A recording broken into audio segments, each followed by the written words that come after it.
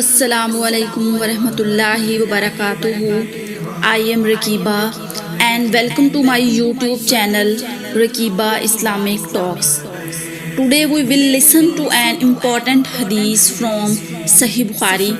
If you find this content beneficial, please subscribe to the channel, like the videos and share it. Jazakallah khair. بسم اللہ الرحمن الرحیم. ایک شخص نے رسول اللہ صلی اللہ علیہ وآلہ وسلم کی خدمت میں آ کر عرض کیا، یا رسول اللہ، فلاں شخص معاذ بن جبل لمبی نماز پڑھاتے ہیں، اس لیے میں جماعت کی نماز میں شریک نہیں ہو سکتا، کیونکہ میں دن بھر اونٹ چرانے کی وجہ سے رات کو تھک کر چکنا چور ہو جاتا ہوں اور طویل قرآن سننے کی طاقت نہیں رکھتا. ابو مسعود راوی کہتے ہیں کہ اس دن سے زیادہ میں نے کبھی رسول اللہ صلی اللہ علیہ وآلہ وسلم کو وضع کے دوران اتنا غضبناک نہیں دیکھا. آپ صلی اللہ علیہ وآلہ وسلم نے فرمایا، اے لوگو، تم ایسی شدت اختیار کر کے لوگوں کو دین سے نفرت دلانے لگے ہو. سن لو، جو شخص لوگوں کو نماز پڑھائے تو وہ ہلکی پڑھائے، کیونکہ ان میں بیمار، کمزور اور حاجت والے سبھی قسم کے لوگ ہوتے ہیں.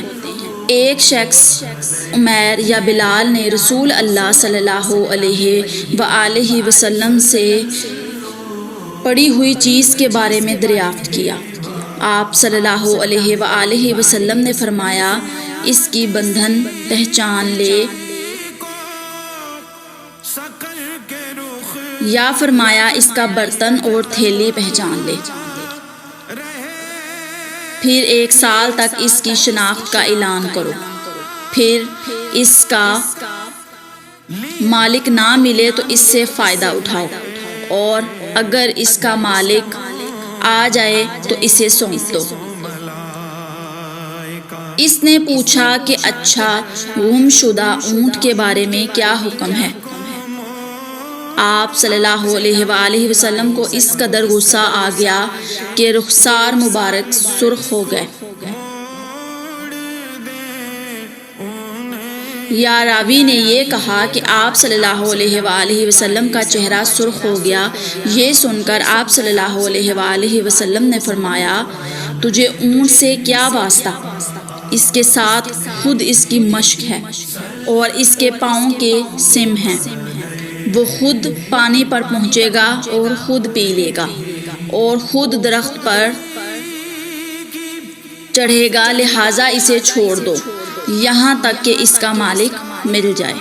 اور اس کے بعد رسول اللہ نے کہا کہ اچھا، گم شدہ بکری کے بارے میں کیا ان باتوں کو آپ صلی اللہ علیہ وآلہ وسلم نے فرمایا، اور وہ تیری ہے رہ جانے والوں کو بھی ان کی یا تیرے بھائی کر دو، ورنہ بھیڑیے کی غذا ہے.